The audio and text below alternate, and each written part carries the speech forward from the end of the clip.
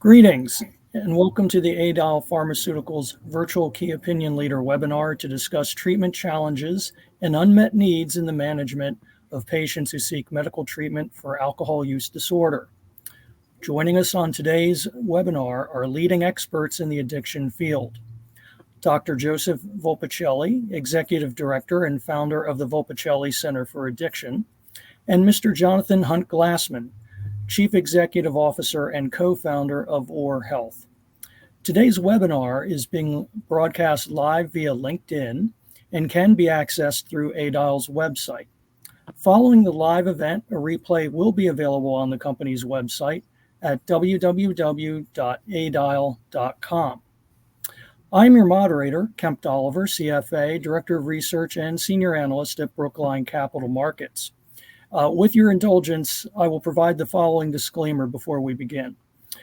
Neither I nor any member of my household has a financial interest in the debt or equity securities of Adal Pharmaceuticals. Further, neither I nor any member of my household is an officer, director, or advisory board member of Adal Pharmaceuticals, nor has another significant affiliation with the company. I have not received compensation from Adial, nor do I know or have reason to know of any other material conflict of interest. Brookline Capital Markets, a division of Arcadia Securities LLC, has not managed or co-managed a public offering for Adal Pharmaceuticals and has received compensation for investment banking activity from the company in the 12 months prior to this event. Brookline Capital Markets, a division of Arcadia Securities LLC, expects to receive or intends to seek investment banking business from Adal in the next 3 months. Arcadia Securities does not hold a beneficial ownership of 1% or more of any class of common equity securities of Adial and does not make a market in its securities. Arcadia Securities is unaware of any other material conflicts of interest, nor has reason to know of any at this time.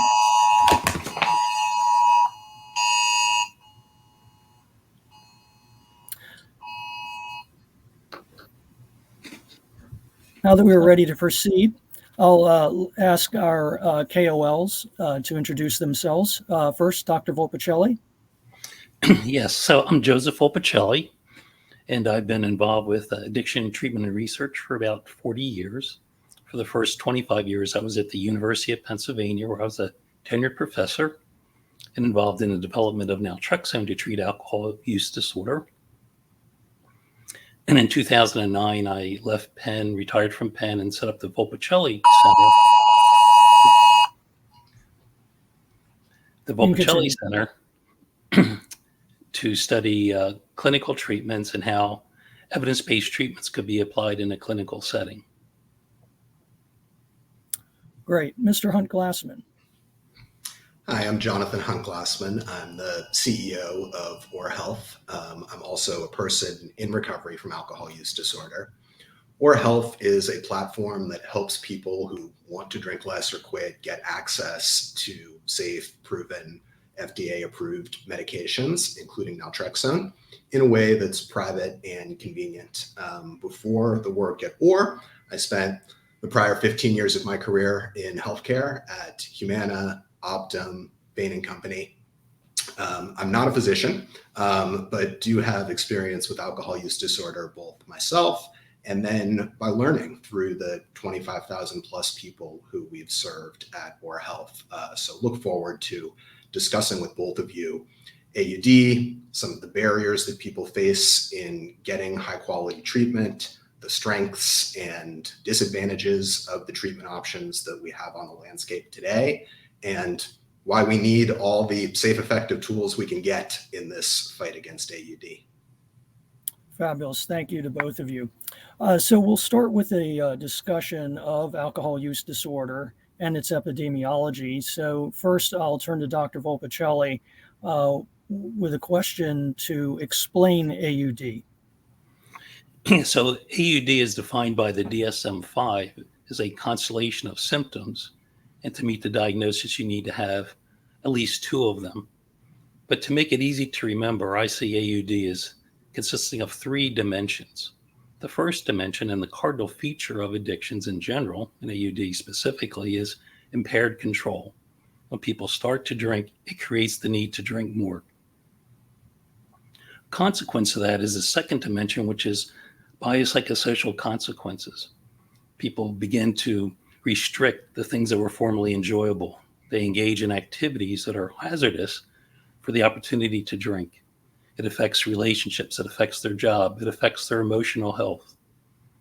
And then the third dimension is one of physiologic adaptation, that people who are engaged in excessive drinking, their body adapts to the alcohol so that over time you develop tolerance. It takes more alcohol to get the same effect. And if you were to stop drinking, you would go through withdrawal. So those are the 3 dimensions. And over the course of today, I hope to discuss how different pharmacological agents can address each of those dimensions. Great. And can you tell us about the incidence and prevalence of AUD? Yeah, so in terms of excessive drinking, fully a third of the people in the country have at some point in their life had a phase of excessive drinking. But for most people, they phase out of it. So during college years, they may be drinking a lot, but then as they get married, have children, they start to phase out of it. But in terms of the incidence of AUD right now, there's about 30 million Americans who have AUD, who meet the criteria for AUD. Thank you. And what factors contribute to the susceptibility to and development of AUD? Well, clearly, early drinking is a factor. People who drink before the age of 15 have about a 5 times increased incidence of developing AUD. Then the other factor that's important is genetics and biological factors. And it's clear that alcohol use disorder runs in families, that if one of your family members has an alcohol problem, the chance of you having an alcohol problem is increased by 3 to 5 times. And it's related to genetics, not just the environment that you grow up in. What the exact genes are, we're still trying to decipher, but it's clear that genetics play an important role. And then finally, psychosocial stress plays a role. The people with higher incidence of anxiety and depressive disorders tend to abuse alcohol at a higher rate than the general population. Great. Jonathan, do you have anything to add to any of those points? Just that this all feels very true to life, both in the experience of the folks who come to us at Oar Health and in my own experience. Just as Joe described, started drinking in high school and college, probably somewhere within the mainstream of the sort of binge drinking that goes on in those environments, and then started to know I had a more serious problem when my peer group was growing up and putting excessive alcohol use in the rearview mirror, and I was having the opposite experience, eventually experiencing the sort of consequences that Joe described across all 3 clusters, or if you want to put it in terms of DSM-5 criteria, where it takes 2 to get a diagnosis of AUD, I was answering yes to 9+. Thank you very much for that. So next we will...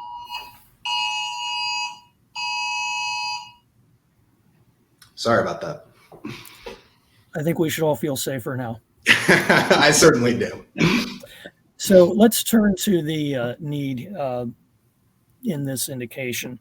So Dr. Volpicelli, can you talk about the current treatment landscape and shortcomings, and in particular, what proportion of AUD patients actively seek available medical treatments? So there's 2 general models of treatment. There's psychosocial treatments, which typically involves peer support, but it can also involve individual counseling. And then there's also the medical approach. And there's 3 medicines that have been FDA approved to treat alcohol use disorder. And that includes disulfiram, naltrexone, and acamprosate. What's interesting is of the 30 million people who have AUD in this country, only about 2 million are in any treatment. So that's about 6.5% are receiving any kind of treatment. But of the treatment that they receive, about 2/3 of them are just in peer recovery, going to AA meetings and such. So only about 1/3 of people who are in treatment, 1/3 of the 2 million people in treatment are receiving treatment from a professional. And the professional help is generally based on an AA type model. And in terms of getting medications, only 28,000 people who have AUD receive one of the medications to treat people with addictions, either acamprosate, naltrexone, or disulfiram. So only 2.2% of people in treatment are receiving an FDA-approved medicine to help them in their recovery. Of the population of people who have AUD, less than 0.1% are receiving medical care. So there's a huge demand for effective treatment, but it's not really being delivered. And Dr. Volpicelli, what is the prognosis for patients with untreated AUD? It's important to look at AUD as a spectrum, that there are some people who have mild versions of the disorder and people have a more severe form of it. And as I said, there's a pretty fair percent of people who experiment with excessive drinking during their early years, and then they mature out. So it's estimated about 70% of people who drink excessively at some point in their life wind up recovering on their own. But of the 30% of people who can't recover on their own, their morbidity and mortality is significant. Alcohol use disorder is responsible for 100,000 deaths in the United States, making it the leading cause of death for people under 50. It's the 3rd leading preventable cause of death in the United States. So it causes significant morbidity and mortality, not to mention all the psychosocial consequences it has for family members of people who are affected by AUD. Thank you. And I'm going to let Jonathan answer this question first. Are there limitations or side effects associated with the current treatment options? Well, the biggest problem is that we just don't get enough people into treatment at all, which I think Joe gave some pretty compelling statistics in regard to. I think the second problem is that we don't do a good enough job of making people who are struggling with AUD or the healthcare professionals that they're encountering over the course of their disease progression familiar with the options that we do have in the treatment landscape, whether they fall into that psychosocial support bucket or the medication bucket. So I'd say those are the first two problems. But I think it's also true that we don't have as many evidence-based options in our toolkit as we would like. There are folks who do terrific with the currently existing and approved FDA-approved medications. We see that every day in the members that we serve, sometimes with the medication as kind of a tool that fits their problems and patterns of use well, sometimes medication plus psychosocial support. But then there are others who the first try is not what they're looking for, either because it's not consistent with their goals or they don't get the results that they would like. So I think sometimes it's helpful to kind of compare AUD to other conditions that we're familiar with that have high prevalence rates. So think of depression, another chronic behavioral health condition. We have multiple classes of medication with multiple options within them. That feels like a far cry from alcohol use disorder. And we know that in the realm of depression, clinicians are able to better match, or at least try to match therapies to patients, and then to have plan B and C and D if the initial try doesn't yield all of the results. Great. Thank you very much for that perspective. Dr. Volpicelli, what do you have to add to the discussion? Yeah, so in terms of traditional treatments, peer support can be helpful for some people, but it should not be a reason for people not to seek medical care.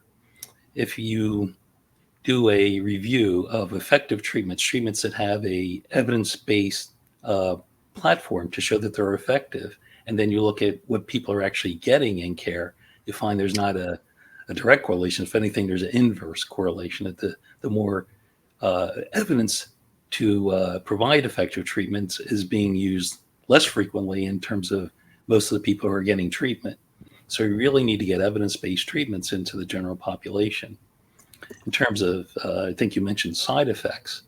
So one side effect of people who get the traditional approaches, sometimes they're not encouraged to get evidence-based treatments like medications. And to the extent that that happens, that's really a shame. In terms of side effects from the medications, the side effects from disulfiram, of course, are that if you drink while taking disulfiram, you get sick. And that's probably a feature of the medicine. That's supposed to be how it works. The side effects from naltrexone or camprosate are relatively mild. For camprosate, the biggest issue is that to take it, the medicine is very weak. And so you have to take 2 giant pills 3 times a day. So adherence with taking the medicine is a problem. And the other side effect that you get with the camprosate is loose bowels or diarrhea. For naltrexone, again, that's free of serious side effects, but probably the biggest side effect that people report to me is that they feel nausea when they start it. And that generally goes away after a few days. And of course, because naltrexone blocks opiate receptors, if someone requires pain medicine, the pain medicine won't be as effective because your opiate receptors are blocked. But we have some good medicines out there, but they're not being utilized. I agree with what Jonathan said.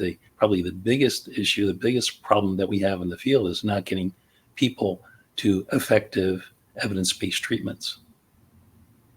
Let me tell you just one story to illustrate that, if that's all right, Kemp, which I was speaking just yesterday with a member who had taken the big step of seeking treatment from her local healthcare clinic and been told over the course of some years that she was an addict, that she should just stop drinking, that medication wasn't a good fit for her because her problem wasn't serious enough.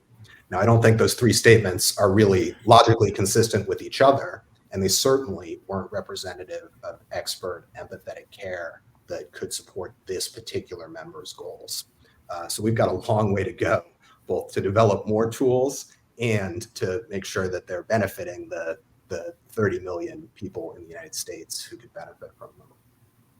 Great. Thank you for that additional perspective. So what are the potential advantages of therapeutics that do not require abstinence prior to beginning treatment for AUD? And again, let's start with Dr. Volpicelli, and then Jonathan, add in whatever you have to say. Thank you. So in the alcohol addiction treatment community, there's a very strong bias that abstinence is really the only legitimate goal. And I think it comes from the notion that once people start to drink, they have trouble controlling their drinking. And again, that's a core symptom of what addiction is. But that abstinence-oriented approach, of course, is prevalent in the peer support groups. And unfortunately, it's still common in some of our regulatory agencies that want to approve new medicines. I remember when we went through this with the FDA for naltrexone, they were really interested in looking at alcohol-free days, or actually at that point, it was people who were completely abstinent versus people who had even one sip of alcohol during the course of the trial. And so one of the things that we're learning more now is that recovery is more than just not drinking, but it's about doing better in life. And at least in the academic community, that not abstinence-oriented approaches can lead to really good beneficial results. Even reductions in heavy drinking are associated with better functioning, for people to get along better with their peers, for improvements in their physical functioning, for people to feel better about themselves. So reductions in heavy drinking can have significant beneficial effects, and we're understanding that at least in the academic community, and we have a little ways to go in the treatment community. In terms of medicines that promote abstinence, of course, disulfiram would not be abstinence, is very much an abstinence-oriented approach. If you have any alcohol at all, you would get sick. But now naltrexone and acamprosate could be used theoretically in a non-abstinence-oriented way. Although, if you look at the package inserts, they say that someone should be detoxified before starting the medicines. And I think that was sort of a nod to the FDA regulatory process. Great. Thank you. Jonathan. This is a topic I feel extremely passionate about because we have a lot of data points that suggest that among those who want to change their relationship with alcohol, many prefer the goal of moderation rather than full sobriety. We see that in our intake data on the Oar platform, where people trying to drink less or quit enter with a goal of moderation by about a 2-to-1 margin. And we see that same margin when we've done research on a general population of folks who want to drink less or to quit. Given what Joe has said, that there are real health and well-being benefits to drinking less, not just to full sobriety, I think it's absolutely critical that we meet people where they are, give them an active voice in their own treatment goals, and support goals of moderation. Abstinence is, of course, a fantastic goal, and it may be the only achievable goal for some people. But on the other side of that coin is the reality that it may not feel achievable to others. And if insistence on lifelong sobriety is treated as the only legitimate goal, that's going to serve as a deterrent to getting people into treatment or to sticking with treatment, which is self-defeating.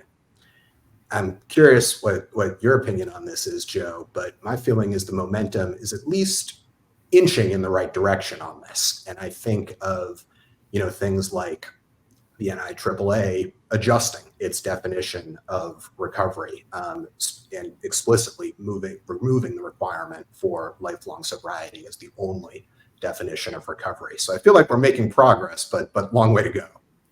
Yeah, I agree. And I think the evidence clearly supports that. And I think people who read the evidence are sort of changing their mind about that. But we need to do something in the sort of the zeitgeist of the field to think that it's all or nothing, that either complete abstinence is the only goal and that's the only direct value of what an effective treatment is. And that's clearly not the case.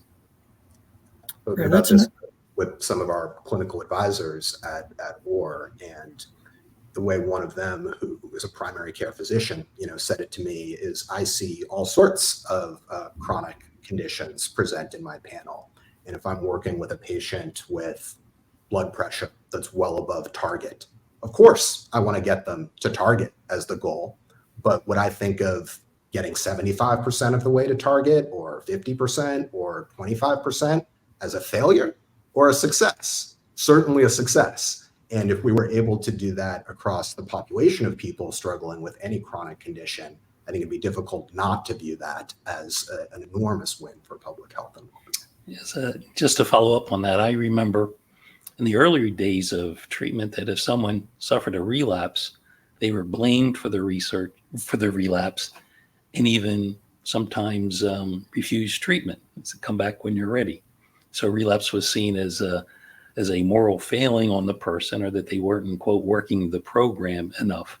And I think we've come a long way from that, but we still have a ways to go. Thank you. It's an excellent discussion and the perfect segue to the next question, which is, are there any non-abstinence-based therapeutics that are currently available to AUD patients?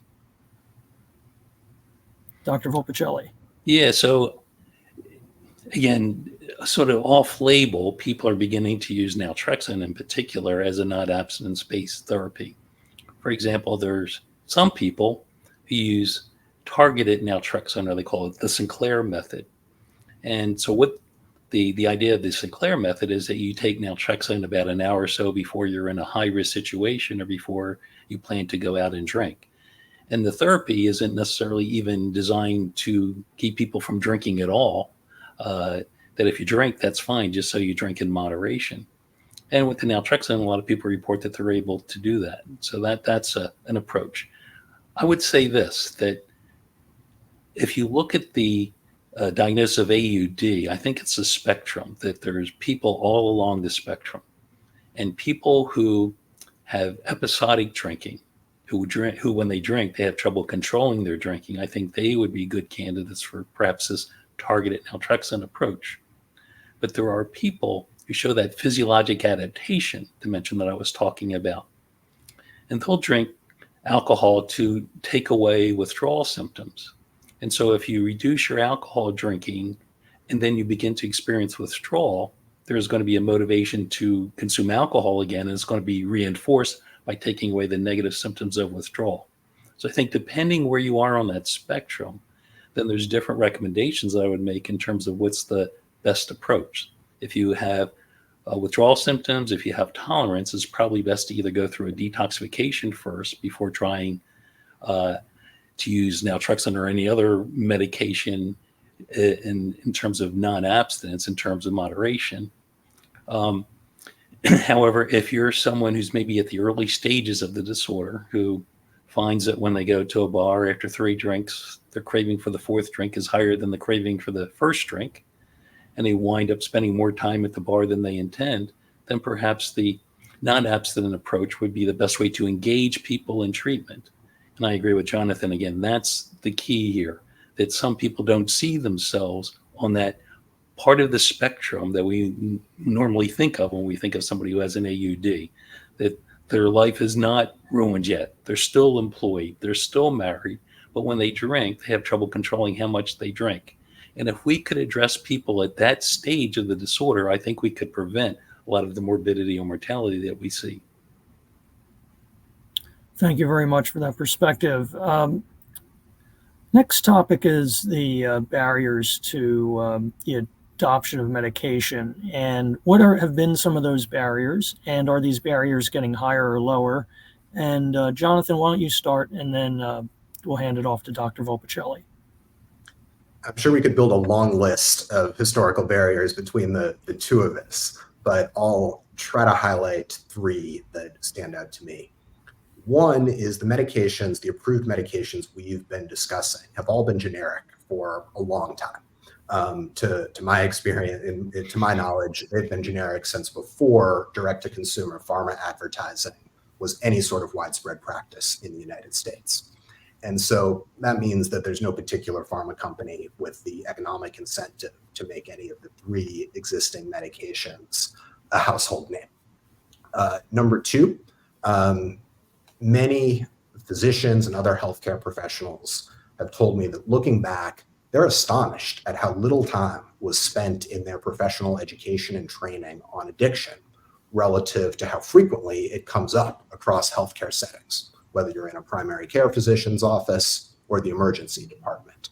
And so that results in some of the old-fashioned practices we were describing, where physicians or other healthcare professionals don't feel comfortable or confident recommending or making patients aware of the full spectrum of evidence-based options that exist, even though that's exactly what leading experts in the field like Joe would encourage them to do. So don't just refer to AA. Let's talk about all of the options, including those that I can get you started on right now. Not me, because I don't have a prescription pad, but a healthcare professional could get you started on right now. And then the third, and then eager to hear what Joe would add, is there are still some old-fashioned beliefs running around. We've touched on a few of them. That abstinence has to be the only goal, that you kind of have to wait for this point called rock bottom instead of most other chronic conditions where we try to intervene as early as possible in the progression of a disease. Or one that you still hear here and there is don't replace one drug with another. And in my view, that doesn't have a lot of purchase in terms of a criticism of a medication that is not subject to abuse and not addictive. Over to you, Dr. Volpicelli. Yeah, well, this is a topic that I'm particularly interested in these days because I've been frustrated that medicines like naltrexone have been around for 25 years or so, and they've gotten very little traction. And the fact that less than 0.1% of people with AUD are taking advantage of a medication to help them with treatment, I think is terrible. And it's one of the things I'm trying to do with my life at this point is sort of dedicated to turn that around. And, as Jonathan said, I think there are several reasons why this is the case, and certainly prejudice, certainly attitudes of the existing treatment community. I remember in 2000, I gave a presentation on what can we do to get the medications more involved, get a higher penetrance rate in the population. And I said that there's sort of three factors that need to overlap. We need to have patients who want to take the medicine. We need to have treatment providers that are comfortable prescribing the medicine. And we need to have a payer that's willing to pay for it. And I think we've seen some progress in each of those areas, but still the overlap between those three things it could use a lot of help. With respect to providers, I spent a lifetime trying to train physicians in terms of understanding the pharmacology of alcohol and how to treat it. And we've had some luck, but it turns out in my field, in psychiatry, psychiatrists still aren't very comfortable using medications to treat AUD. They're very comfortable with using medications to treat other psychiatric conditions, but not AUD. I think there's more prescriptions for naltrexone written by primary care doctors than by psychiatrists. I've been mentoring and teaching primary care doctors about the use of medications. And again, some seem interested in it, but often they'll tell me they just don't have the time to sit down and talk to people about their alcohol problems. That they'll quick run through a checklist to ask them if they have a problem with alcohol, and God forbid if they check yes, what am I going to do about it? I have to deal with your increased cholesterol count. I don't have time to talk about your alcohol drinking. And so they still don't feel 100% comfortable using these medications. So I think we need to figure out an effective platform to get these medicines into the hands of people. So that's number one. Number two, we need to make sure people know about these medicines. And I can't tell you how often that I talk to someone about these medications like naltrexone, and they'll say, my goodness, this is fantastic. Why have I never heard of this before? And so the ignorance among the general public about effective treatments is really appalling to me. And I don't think we've done a good enough job of getting the word out that there are good, effective treatments out there that are safe and effective. And the third thing is we need to figure out a way to pay for treatment. And if you look at the insurance industry, often it's different silos of care. There's the behavioral health silo and then the physical health silo. And so if I'm a doctor prescribing a medicine, that may not be reimbursed at a good enough rate if I'm in a behavioral health treatment and vice versa. And so what we need to do is integrate care where we can provide counseling as well as the medication to help people in recovery. And there's not very good models to show how that can be done effectively, particularly in an ambulatory setting. If I'm doing a detoxification for a patient, for example, number one, I know I can do it effectively and safely in an ambulatory setting. I've conducted research on this, about 20 years ago that showed it was just as effective to do it in an outpatient setting for most patients as an inpatient setting. And yet still, people are mostly referred to inpatient treatment. And when I ask why, the head of the addiction treatment program would say something along the lines of, well, when we do it as an outpatient setting, I get $100 a day from the insurance company. When I do it inpatient, it's $400 a day. I'm making up those figures, but you get the point. It's not necessarily cost effective to do ambulatory care and to integrate medicines into your psychosocial program. And so we need to do something about how the reimbursement schedule is set up. So those are some of the issues, but I have to say that it's not a hopeless situation. And I've been around long enough to know what happened in the depression field. In 1985, there was about $300 million worth of prescriptions for antidepressant medications. And then in 1987, Pfizer came out with Prozac. And I think in the first year or so, they sold $350 million themselves. By, I believe it was 1990, they were up to $1 billion. And what they did was they changed the paradigm. They changed the model. When I was a resident, depression was thought to be either anger turned inward or some sort of psychological mechanism. Maybe it was your automatic thoughts, that sort of thing. But when Pfizer came along, they helped educate the general public and healthcare providers that there's an important biological component to it and medicines can be effective. And then in 1993, I think Peter Kramer wrote a book called Listening to Prozac, which really helped turn things around. He suggested that medicines are not just used for people with severe depression, but can help people with more mild depression. And that's when it really took off. And so I think Pfizer was up to $2.6 billion worth of sales. And that's sort of where we are right now. I think in the field, maybe if you add up all the money that people are earning from selling prescription medicines, it's probably about 300 million or so, 400 million. And so we're at 1985, the equivalent of 1985 for the depression field. And I think if there was a really smart pharmaceutical company that knew how to market their product and explain to general public how it works, have a model to show that addiction is a disorder in which use creates the need for more use. And we have medicines now that can break that cycle, can make people free of addictions, then I think we could really turn things around. And so I'm optimistic because I see that there's already beginning to see cracks in the abstinence-oriented model. The people are beginning to look at this as a condition, a medical condition that can be effectively treated. People can be free of the disorder. So I'm optimistic that things can change. Great, thank you. For the rest of our discussion, we're going to focus on a potential solution to these problems, which is Adal Pharmaceuticals AD04, a precision non-abstinence-based therapeutic. So the first few questions will be for Dr. Volpicelli. And you did hint at this earlier with regard to genetics and the impact on the development of AUD. And then are there particular genes associated with AUD? So the data for AD04 is very interesting, and it seems to be especially helpful for certain subgroups of people with alcohol use disorder. And so one of the subgroups that seems to be identified is people who have sort of a genetic deficiency in a gene that codes for serotonin transporter. And so you can test for that and see if you're likely to be a candidate that could be helped with the new medication.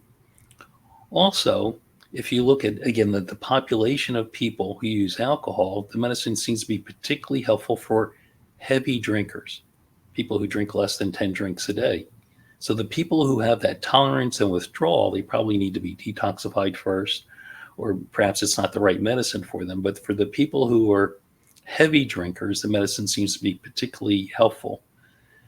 So I'm optimistic that we may have a new tool in our bag to sort of help patients, and the particular medicine has been it's a class of medicines that's been around for a while and been proven to be safe and effective for other conditions, and I'd be optimistic that it's something that could be used here.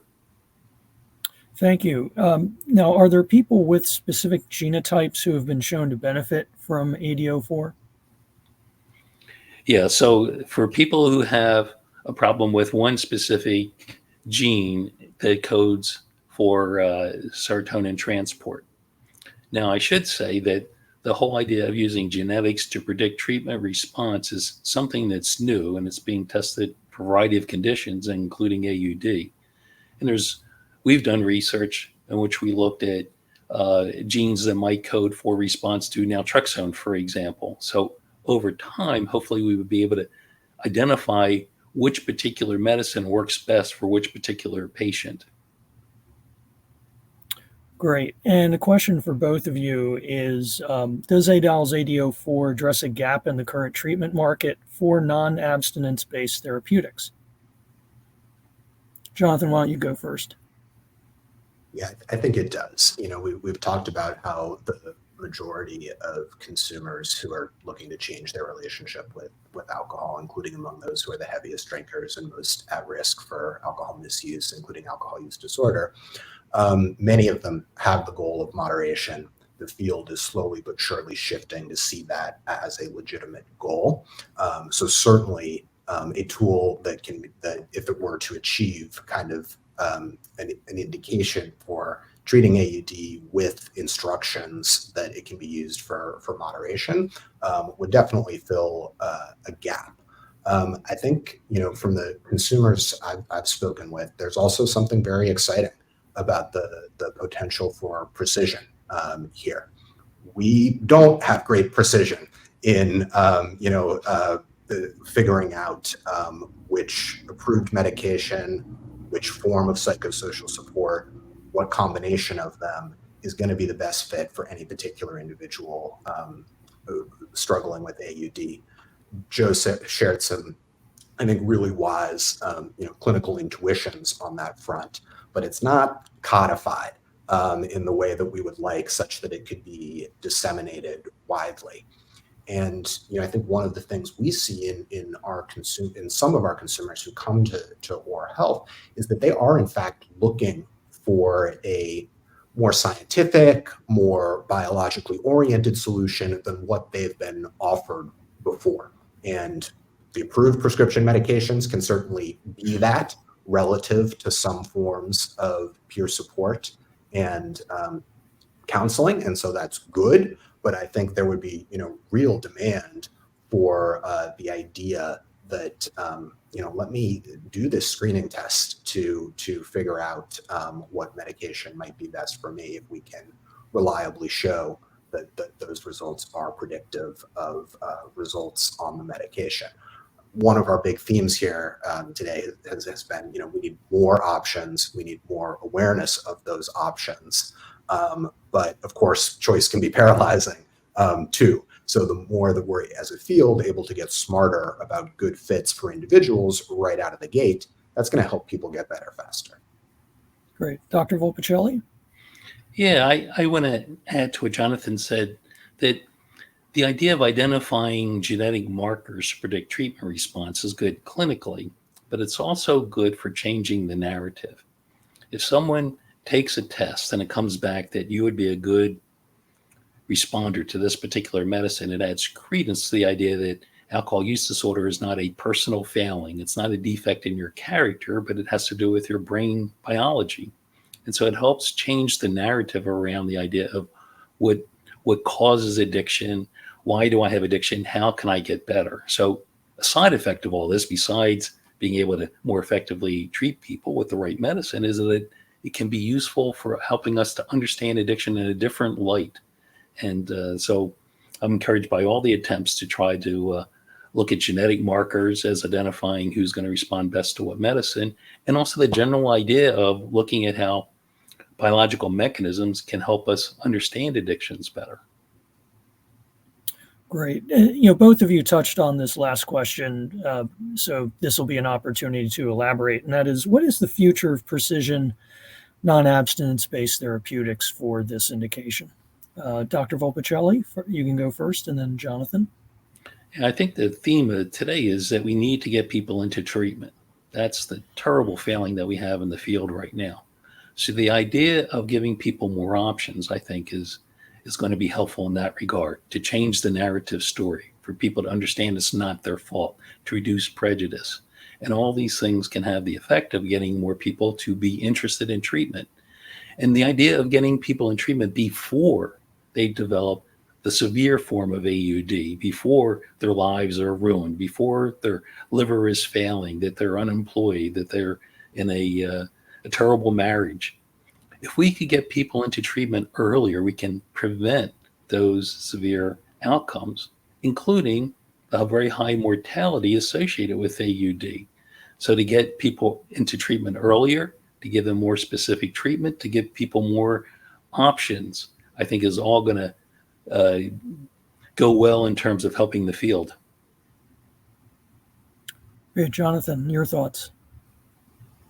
I always like to reinforce people who are learning about this space or concerned about themselves or a loved one, that recovery is possible, and that treatment options, with the underline on options, exist to make that recovery easier.